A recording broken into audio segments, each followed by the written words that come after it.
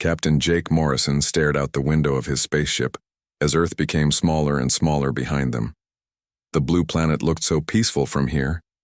He had no idea this might be the last time he would see his home world free. It was the year 2157.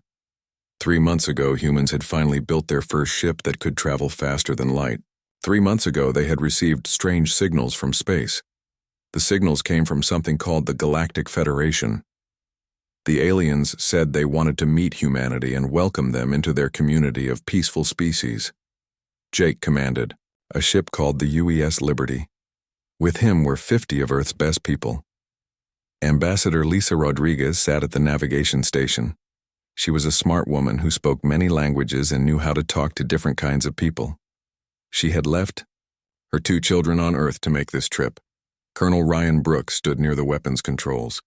He was Jake's old friend from their military days. Ryan had wanted to come on this mission even though it was supposed to be peaceful.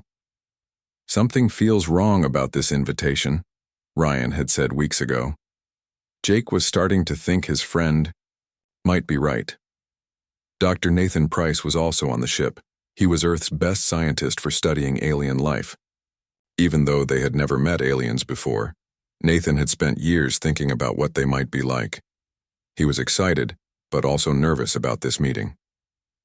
The trip to the alien capital world took 6 days. The planet was called Zentara Prime. During those 6 days, Jake's crew prepared for what they hoped would be humanity's first step into a larger universe. They practiced their speeches and studied the little information the aliens had given them. When they finally arrived at Zentara Prime, Jake could not believe what he saw. The space around the planet was full of ships, thousands of them. Some looked like giant crystals floating in space. Others looked like living creatures with smooth, curved bodies. Some appeared to be made of metal shaped in ways that seemed impossible. "Look at all those ships," whispered Lisa Rodriguez. "There must be more ships here than we have cars on Earth." A voice came through their radio. The alien technology translated the words into English. "Human ship, you must go to Platform 7. Do not change course. Do not try to scan our ships. If you do, we will consider it an attack." Jake did not like the sound of that. This was not the friendly welcome they had expected. "We understand Zentara Control. We will follow your directions." The UES Liberty was guided to a small platform that looked tiny compared to the massive structures around it. As Jake's crew got ready to leave their ship, he noticed something that made his stomach feel tight. Their platform was surrounded by alien warships. The weapons on those ships were clearly visible and ready to fire. "Captain," Ryan said quietly, "I count 30 armed ships pointing at us. This feels more like we're being arrested than welcomed." Jake had to make a choice. They had come here in peace. Maybe this was just how aliens normally handled security. "We came here as friends," he told his crew. "We'll keep acting like friends." The humans were led through hallways that seemed built for creatures much bigger than people. The walls curved in strange ways that made Jake's eyes hurt to look at. Weird symbols glowed with soft light along the paths. Jake could hear his crew breathing nervously through their helmet radios. Finally, they reached what looked like a huge courtroom. The ceiling was so high that Jake could not see the top in the dim light. Arranged in a giant half-circle were representatives from hundreds of different alien species. Some sat in chairs, others floated in bubbles of liquid, and some seemed to be made of pure energy contained in geometric shapes. At the center of this gathering sat a creature that was clearly in charge. It was nearly 10 feet tall, with 4 arms and skin that looked like polished black stone. When it spoke, its voice filled the entire chamber without any need for microphones. "I am High Chancellor Zethkar of the Velkari Empire," the creature announced. "I speak for the Galactic Federation. You are the representatives of the species called human, from the 3rd planet of the star you call Sol." "Yes, that's right," Jake replied, stepping forward. "I'm Captain Jake Morrison. We come in peace. We hope to join your galactic community and learn from your advanced civilizations."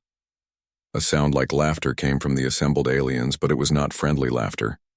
It sounded like the noise predators make when they find easy prey. High Chancellor Zethkar raised one of his 4 hands, and the chamber became silent. Humans of Earth, the Galactic Federation has already voted about your species' future. The vote was unanimous. All 847 member species agreed. Jake felt his heart start beating faster. Lisa Rodriguez moved closer to him. Ryan's hand moved toward his weapon, though Jake knew it would be useless against so many enemies. We have decided that your species is primitive and aggressive, the High Chancellor continued. You are not suitable for membership in our civilized society. However, your planet has valuable resources and your species could be useful for manual labor if properly supervised. The words hit Jake like a punch to the stomach. What are you saying? The Galactic Federation hereby declares humanity to be a slave species. Your planet will be controlled by the Velkari Empire. Your people will be moved to work camps where they can contribute to galactic civilization in the only way they are capable. The chamber filled with sounds that Jake assumed were cheers from the various alien species. Some made clicking noises, others produced musical tones, and some simply glowed brighter. You cannot be serious, Lisa Rodriguez said. Her diplomatic training was failing her for the first time in her career. We came here in peace. We have done nothing to threaten anyone. High Chancellor Zethkar's four eyes focused on her with what looked like amusement. Your species' history speaks for itself. You make war on your own kind. You damage your environment. You create terrible weapons. Left alone, you would eventually become a threat to galactic peace. Jake found his voice again. Our history also shows that we can change and grow and learn. Give us a chance to prove ourselves. The decision has been made, the High Chancellor said with finality. You will be kept here while our forces take control of your planet. The process will be quick, and if your people cooperate, not too painful. As alien guards moved to surround the human delegation, Jake's mind raced. He thought about Admiral Helen Carter back at Luna Station, commanding Earth's small fleet of new ships. He thought about his wife Sarah and their daughter Emma, who were probably eating dinner right now, not knowing that their world was about to change forever. How long do we have? Jake asked as metal restraints were placed on his wrists. Our advanced fleet should reach your solar system in 72 hours, High Chancellor Zethkar replied. Full occupation forces will arrive within 1 week. I suggest you send a message to your leaders telling them to surrender immediately. It will save many lives. As Jake and his crew were taken to prison cells, he heard pieces of conversation between the various alien species. They talked about dividing Earth's resources, about the best ways to manage human workers, about turning the planet into a giant mine. What none of them talked about was any worry about human resistance. They spoke as if the outcome was already decided, as if humans were nothing more than a small problem to be managed. In his cell, Jake managed to send one last message to Earth before his communications were cut off. It was short and simple. We have been betrayed. They plan to enslave us all. Prepare for war. 800 light-years away, Admiral Helen Carter received that message at Luna Station. She read it 3 times before calling an emergency meeting of Earth's military commanders. As she looked out at Earth's small fleet of ships, she wondered if humanity had any chance at all against an entire galaxy that had already decided their fate. She had no way of knowing that the aliens had made one big mistake in their planning. They had studied human history and technology, but they had completely failed to understand what humans become when their backs are against the wall and their families are in danger. The Galactic Federation was about to learn that there was a big difference between being primitive and being unprepared. 3 months had passed since Captain Jake Morrison and his crew were taken prisoner on Zentara Prime. 3 months since the alien invasion of Earth began. The aliens thought it would be easy. They thought humans would give up quickly and accept their new lives as slaves. They were very wrong. Commander Angela Wells crouched behind a pile of rocks in the Rocky Mountains. Snow fell around her as she watched the alien patrol walking below. The creatures looked like giant lizards walking on 2 legs. They carried weapons that could burn holes through steel. But they moved slowly and made too much noise. Angela raised her hand and made a silent signal to her team. 20 human soldiers were hidden in the rocks around the alien patrol. They had been waiting for 2 hours in the freezing cold. None of them moved or made a sound. The alien patrol stopped directly below Angela's position. One of the creatures was talking into a communication device. Angela could not understand the words, but she knew they were reporting that the area was clear of humans. Angela smiled and pressed a button on a small device in her hand. The explosions came from everywhere at once. The humans had planted bombs all along the mountain path 3 days ago. The alien patrol disappeared in fire and smoke. Within seconds, it was over. "Base, this is Mountain Team 7. Angela spoke into her radio. "Package delivered. Road is closed." "Copy that, Mountain 7. Came the reply from Dr. Kevin Foster back at the hidden base. "That makes 15 alien patrols this week. Good work."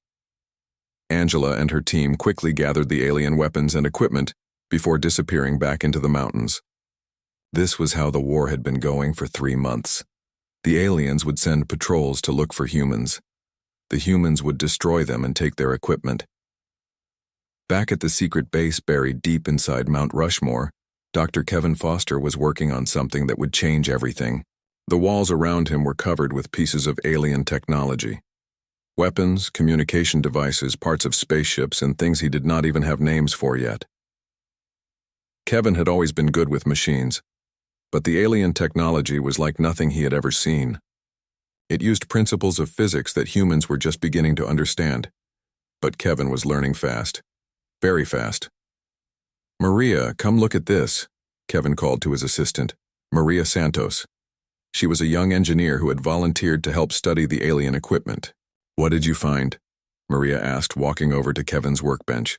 Kevin held up what looked like an alien weapon, but it had been changed. Human wires and circuits were attached to the alien parts. "I figured out how to make their energy weapons more powerful.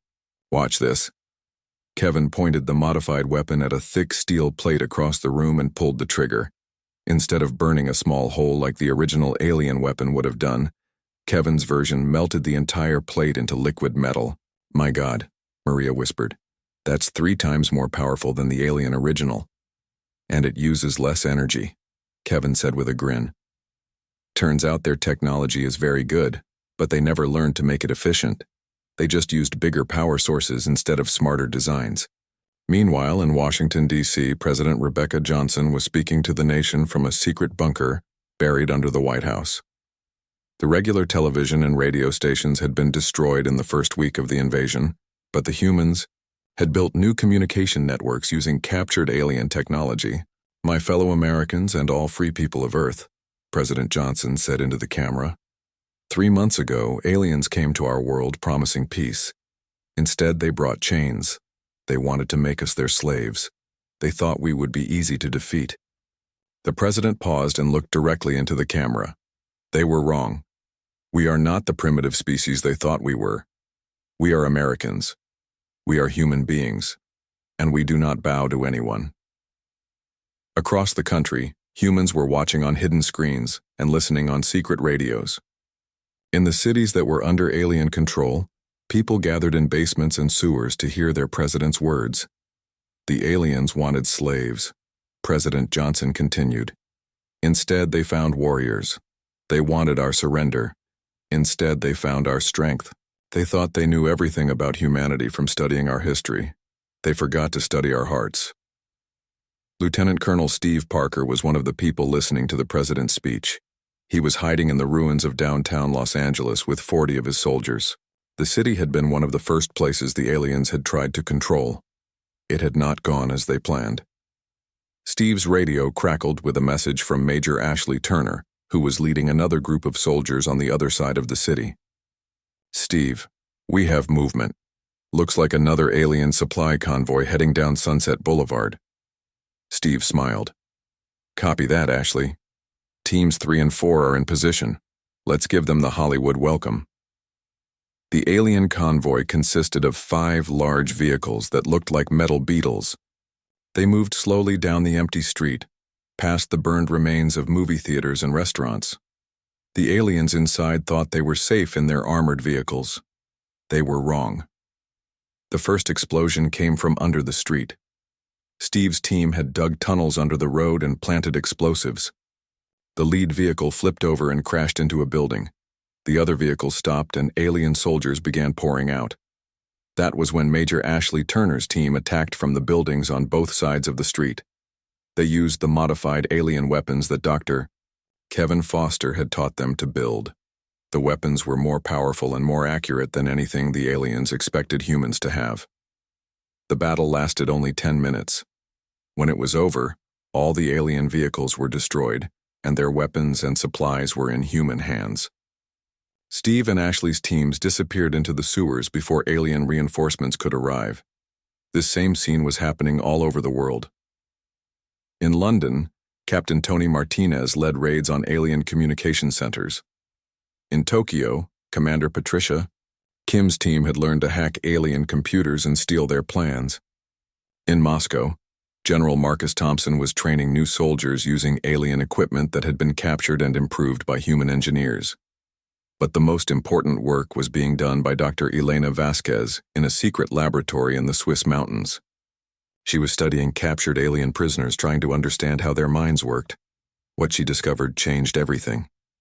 "They're not smarter than us," Elena reported to President Johnson during a secure video call.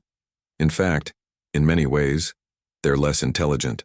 Their brains are very good at following patterns and remembering information, but they're terrible at creative thinking."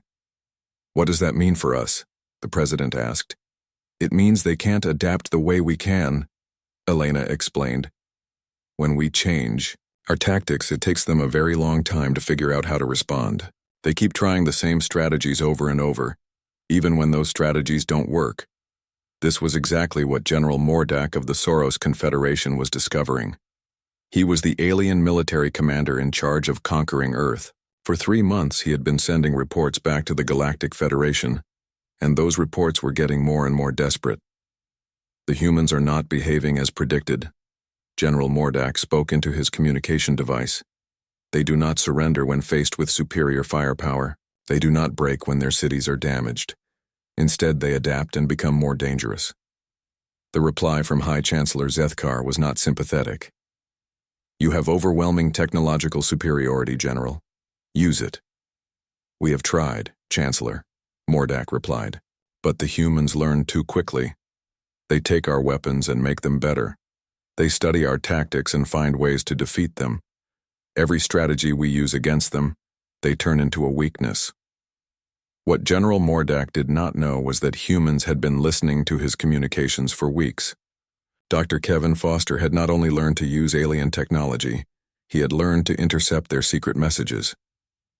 "They're scared," Kevin reported to Commander Angela Wells during their daily briefing. "The alien commander is asking for more troops, more weapons, more everything. His reports say that human resistance is much stronger than expected." Angela smiled. "Good. Let them be scared. They came here thinking we'd be easy targets. Time to show them what happens when you threaten Earth."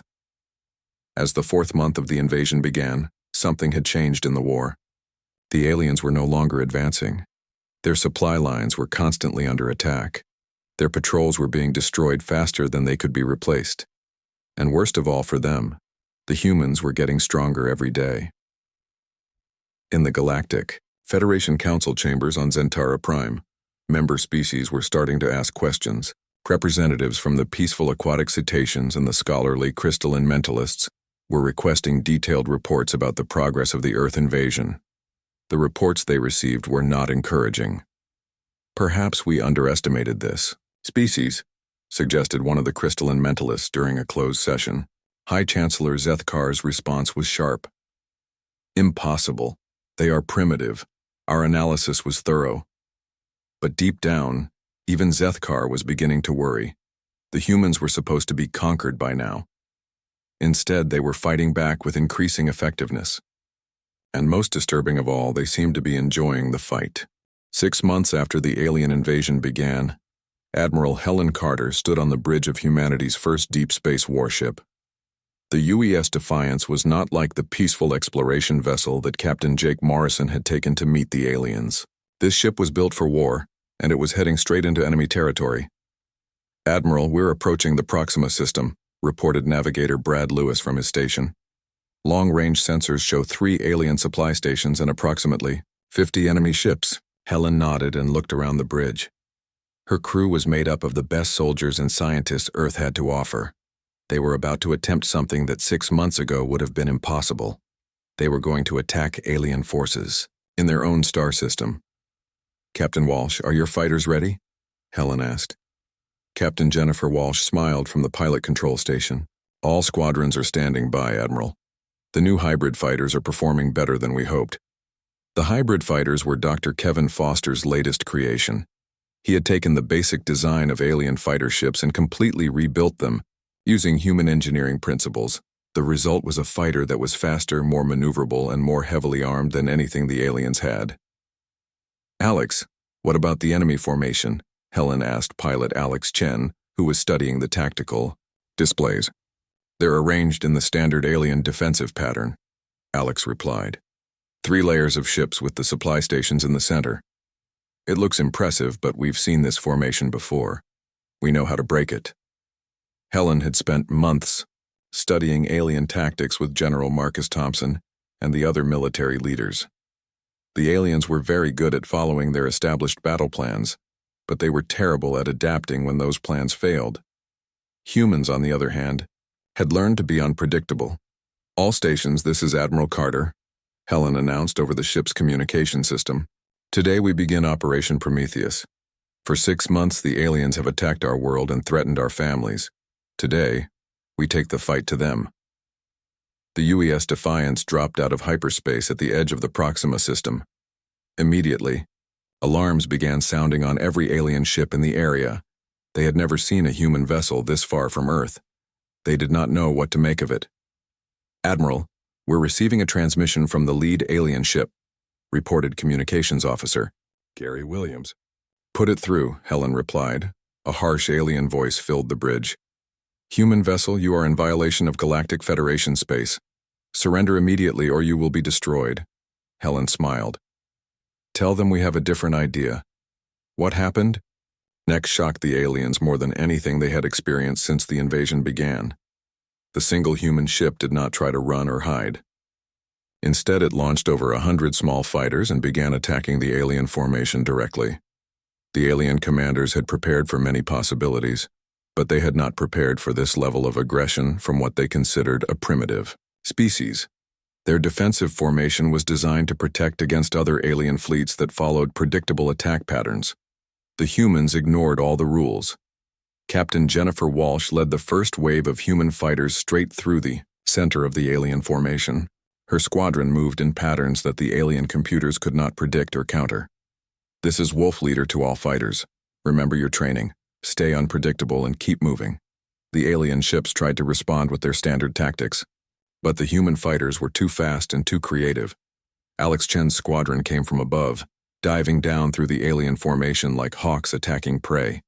Meanwhile, pilot Susan Davis led her team in wide circles around the battle, picking off alien ships that tried to escape. "Admiral, the aliens are trying to regroup," reported Brad Lewis. "But they can't seem to coordinate their response." Helen watched the battle unfold on her tactical screens. The aliens had more ships and more firepower, but they were fighting like they were still following a textbook. The humans were fighting like their lives depended on it, which they did. "All fighter squadrons, this is Admiral Carter. Focus on the supply stations. We're not here to fight a fair battle. We're here to hurt them where it matters most." The hybrid fighters swarmed around the alien supply stations like angry bees. The stations were heavily defended, but their defenses were designed to stop large warships, not small fast fighters that attacked from every direction at once. Within 30 minutes, all 3 alien supply stations were destroyed. The remaining alien ships were scattered and confused. Many of them were trying to retreat, but the human fighters were faster and more agile. "Admiral, we're receiving surrender requests from 12 alien ships," reported Gary Williams. Helen was surprised. She had not expected any aliens to surrender. "Tell them to power down their weapons and prepare to be boarded. We have some questions for them." The Battle of Proxima Station, as it would later be called, lasted less than 2 hours. When it was over, the human force had destroyed or captured every alien ship and station in the system. More importantly, they had proved that humans could fight the aliens in space and win. Back on Earth, Dr. Kevin Foster was working on his most ambitious project yet. He had taken apart an alien computer and discovered something amazing. The alien artificial intelligence was very advanced, but it was also very predictable. It followed logical patterns that could be calculated and countered. "Patricia, look at this," Kevin called to engineer Patricia Kim, who was working on the next workbench. Patricia walked over and looked at Kevin's computer screen. It was showing the alien AI's decision-making process in real time. "It's like watching a very complicated calculator," she said. "Exactly," Kevin replied. "It's very smart, but it only thinks in straight lines. It can't make the kind of creative leaps that human minds can make." Kevin had been working with Dr. Elena Vasquez to understand the differences between human and alien thinking. What they had discovered was revolutionizing the way humans fought the war. "We can build AI systems that think like humans," Kevin explained to Patricia. "Random, creative, unpredictable. The alien computers won't be able to counter them because they can't understand them." Patricia smiled. "You mean we can outthink their machines?" "Better than that," Kevin said. "We can build machines that think so differently from theirs that their computers will think our machines are broken. They won't know how to respond." This new understanding was already being put to use across Earth's resistance networks. Commander Pete Anderson was using human-built AI systems to coordinate attacks across multiple continents. The alien forces would prepare to defend against an attack in one location, only to discover that the real attack was happening somewhere completely different. Meanwhile, in the Galactic Federation Council chambers, panic was spreading. High Chancellor Zethkar stood before the assembled representatives of 847 different species, and for the first time in his long career, he did not have good news to report. "The human resistance has exceeded all projections," Zethkar admitted. "They have not only defended their planet, but they have begun attacking our forces in neighboring systems." A representative of the crystalline mentalists spoke up. "Hi, Chancellor. Our scientists have analyzed the reports from the Earth invasion. We believe the humans possess cognitive abilities that were not included in our original assessment." "What do you mean?" Zethkar demanded. "They appear to have evolved as persistence hunters and social cooperators," the crystalline mentalist explained. "This has given them unique advantages in long-term strategic thinking and rapid adaptation under pressure." The aquatic cetaceans representative added their concern. "Our people are questioning the wisdom of this invasion.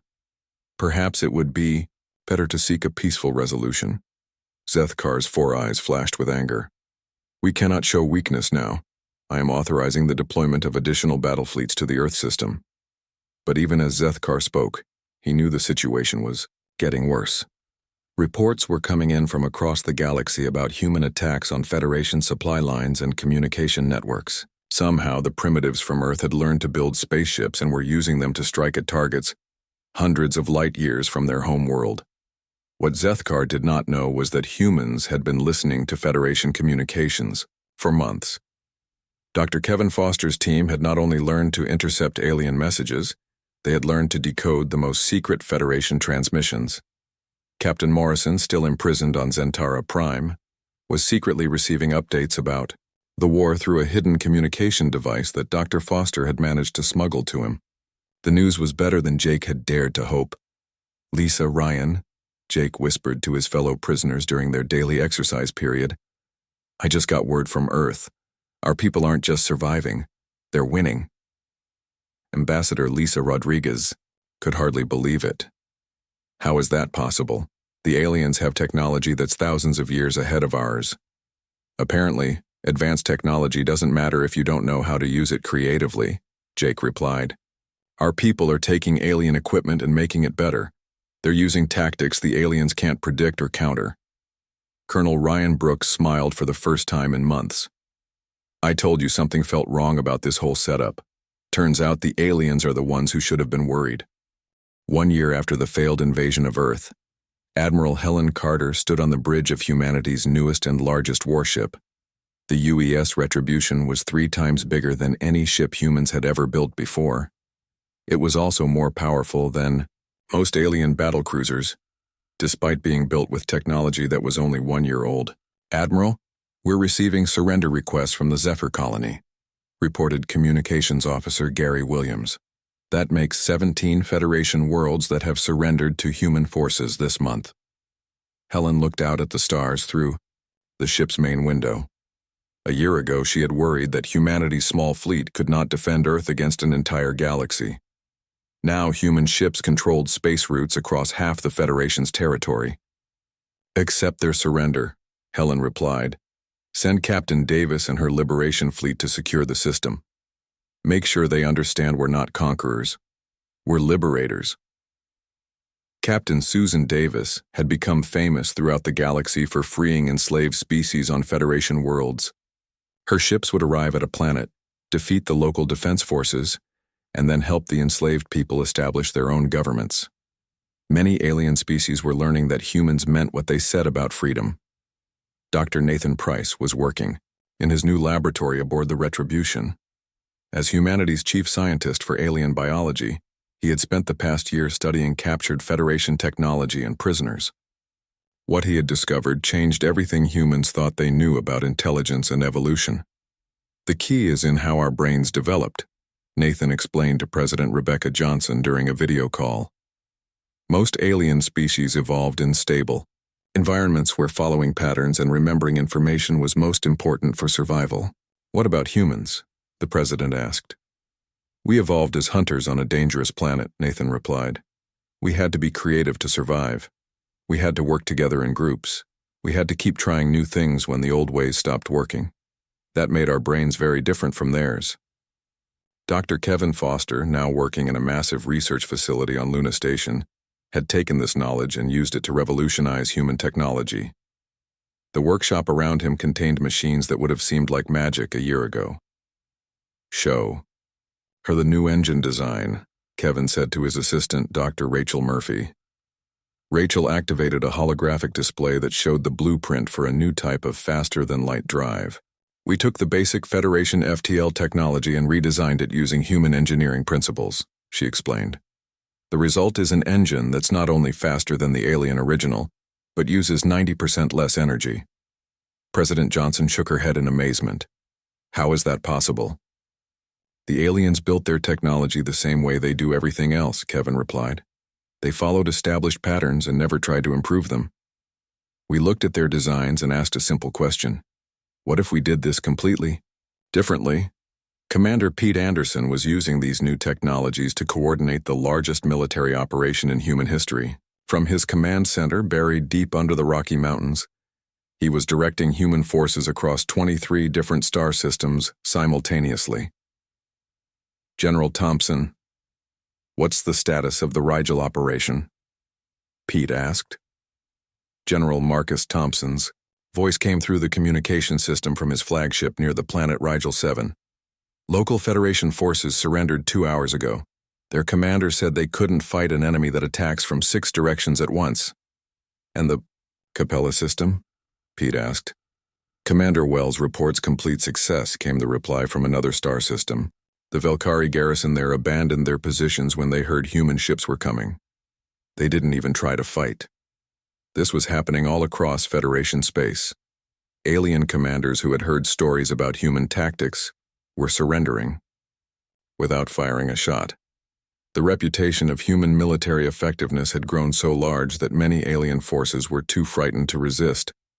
But the most important changes were happening in the minds of the Federation's member species. Dr. Elena Vasquez had been studying psychological reports from captured alien soldiers and civilians. What she found was a complete breakdown in the Federation's unity. "They're terrified," Elena reported to the Human Leadership Council. "Not just of our military power, but of what we represent. For thousands of years, the Federation has told its members that following orders and maintaining stability is the highest virtue. Now they've encountered a species that values creativity and independence above everything else. The crystalline mentalists were the first major Federation species to openly question the war. Their representative, a being called Scholar Veltar, sent a secret message to President Johnson requesting a meeting. "Why did you contact us?" President Johnson asked during the secret video conference. "Because our analysis shows that this war cannot be won. Scholar Veltar replied, its crystalline body glowing with different colors as it spoke. Your species possesses cognitive abilities that make you adaptable beyond our models of prediction. Continuing this conflict will only result in the destruction of Federation civilization. What are you proposing? The President asked. A complete reversal of the original decision, the scholar replied. Not just peace, but Federation acknowledgement that humanity is the most advanced species we have encountered. Similar messages were coming from other Federation species. The aquatic cetaceans had withdrawn all their ships from combat zones. The insectoid swarm had requested permission to study human military academies. Even some members of the Velkari, Empire's own government, were secretly negotiating with human representatives. High Chancellor Zethkar was facing the collapse of everything he had built. In the Federation Council chambers, he stood before representatives who were no longer listening to his commands. We cannot negotiate with terrorists, Zethkar declared. The humans must be stopped before they destroy everything we have built. High Chancellor, interrupted a representative of the gaseous collective. Our analysis indicates that the humans are not terrorists. They are simply more effective at warfare than we anticipated.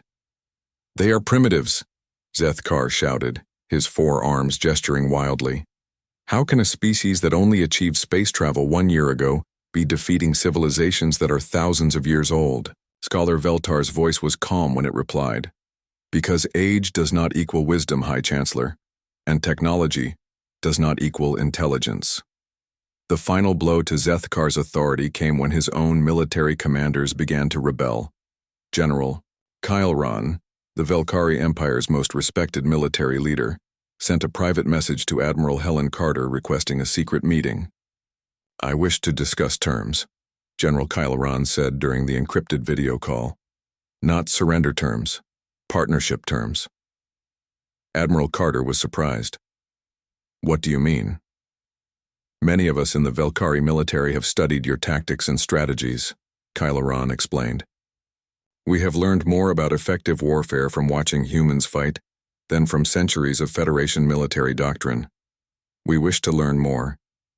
What about High Chancellor Zethkar? Carter asked. The High Chancellor has become a liability, Kylron replied. If the Velkari Empire is to survive, we must adapt to new realities. And the new reality is that humans are the most militarily effective species in the galaxy. Back on Earth, Captain Jake Morrison was finally free. A human rescue mission had infiltrated Zentara Prime and freed all the human prisoners. Jake stood in the Oval Office reporting to President Johnson about his year in alien captivity. They never understood us, Jake said. Even after months of defeats, they kept thinking we would eventually start acting like they expected us to. They couldn't accept that we were fundamentally different from every other species they had encountered. What do you think happens next? President Johnson asked. Jake looked out the window at the construction crews that were building new spaceships in Earth's orbit. I think we show the galaxy what real leadership looks like. Not the kind that demands obedience, but the kind that inspires people to be better than they thought they could be. This was exactly what was happening throughout human-controlled space. On the 17 worlds that had surrendered to human forces, something unprecedented was occurring. Instead of replacing the old Federation government with human rule, the humans were helping local populations establish their own democratic systems. Captain Jennifer Walsh was overseeing the transition on the planet Kepler 442b, a world that had been under Velkari control for over 2 centuries. You're free to choose your own leaders and make your own laws, she explained to the gathered alien representatives. But who will tell us what to do? Asked one of the local aliens, a creature that looked like a walking tree. You will, Jennifer replied. That's what freedom means. You decide what's best for your own people. The concept was so foreign to most Federation species that it took weeks for them to understand what the humans were offering. Many alien populations had never made collective decisions about their own governance. They had always been told what to do by the Federation Council. But once they understood, the response was overwhelming. Planet after planet began sending messages to human command, not requesting liberation, but requesting guidance on how to establish the kind of democratic systems that Earth used. 2 years after the Galactic Federation voted to enslave Earth, President Rebecca Johnson stood at the podium in the newly built Galactic Assembly Hall on New Geneva Station. The massive space station orbited the planet that was once Zentara Prime, but everything had changed. The symbols of the old Federation had been removed, replaced with something new, the flag of the human galactic Commonwealth. In the audience sat representatives from over 1,000 different species. Some were former Federation members who had joined the new government willingly. Others were species that had been enslaved by the Federation for centuries and were now free for the first time. All of them had one thing in common. They were here by choice, not by force. Citizens of the galaxy, President Johnson began. 2 years ago, your former leaders made a decision that changed the course of history. They chose to see humanity as a threat to be controlled rather than as friends to be welcomed. The president paused and looked out at the diverse crowd before her. Today, we gather not as conquerors and conquered, but as equals working together to build something better than what came before. Captain Jake Morrison sat in the front row, wearing the uniform of the Commonwealth Space Service.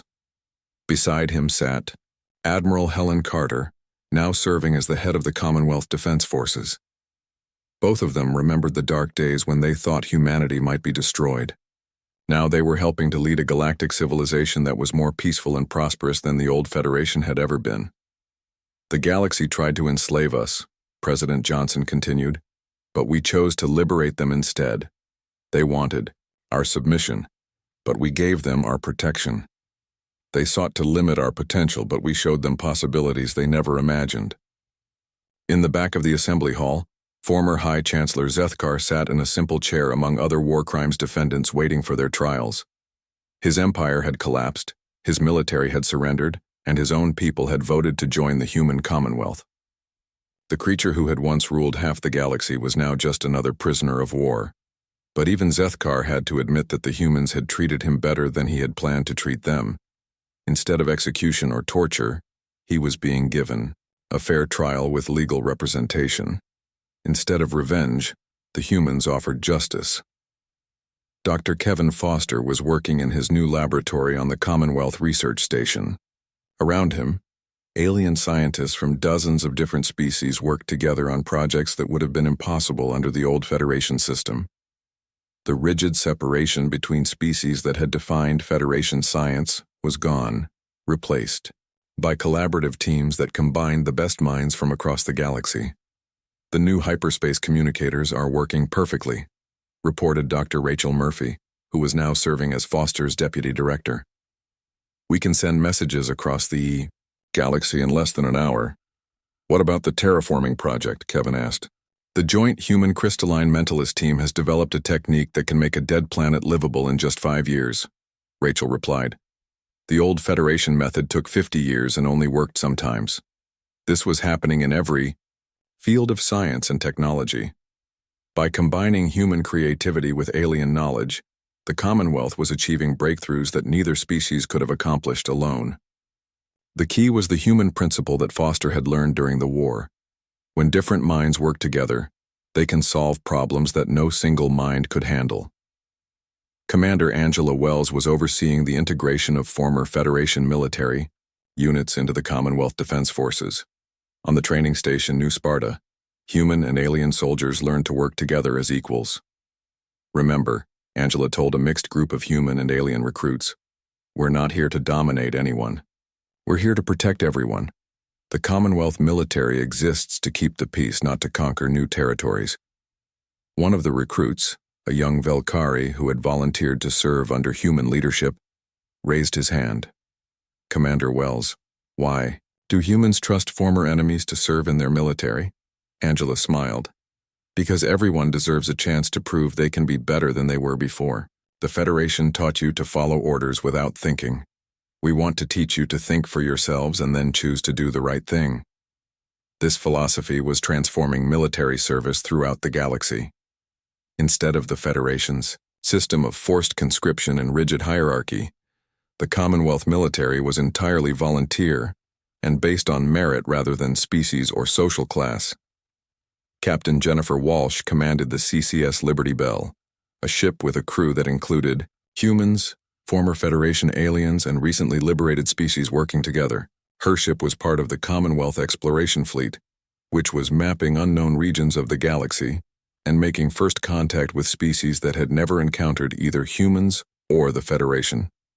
Captain, we're receiving signals from a previously unknown civilization in the Andromeda sector, reported her communications officer, a crystalline mentalist named Scholar Ralvin. What kind of signals? Jennifer asked. They appear to be mathematical in nature, Ralvin replied. Possibly an attempt at first contact. Jennifer smiled.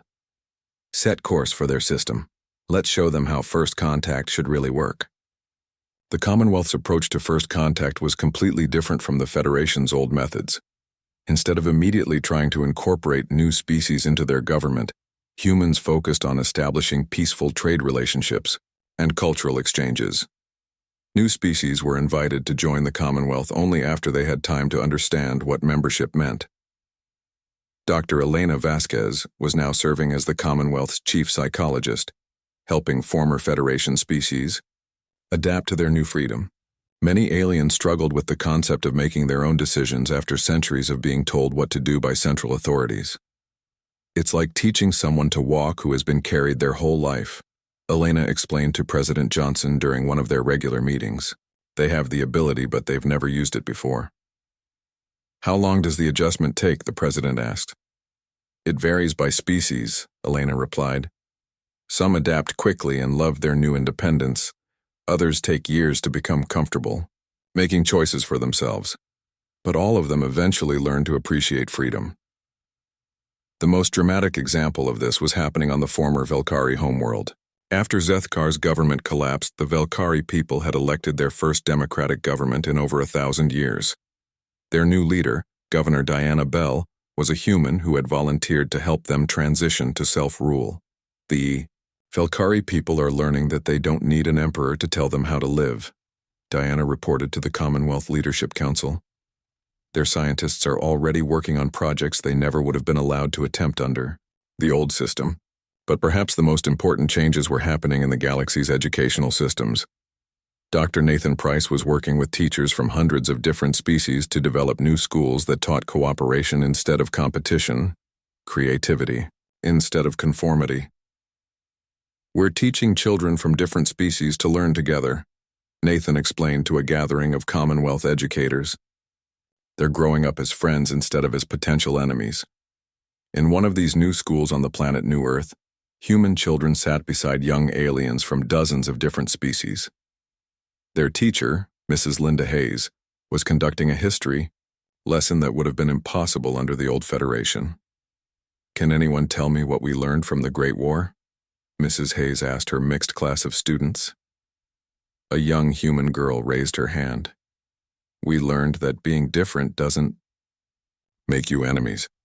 A crystalline mentalist child glowed brighter as it added, we learned that working together makes everyone stronger. And what was the most important lesson? Mrs. Hayes asked. A young Velkari, whose species had once tried to enslave humanity, answered quietly, we learned that freedom is something you share, not something you take away from others.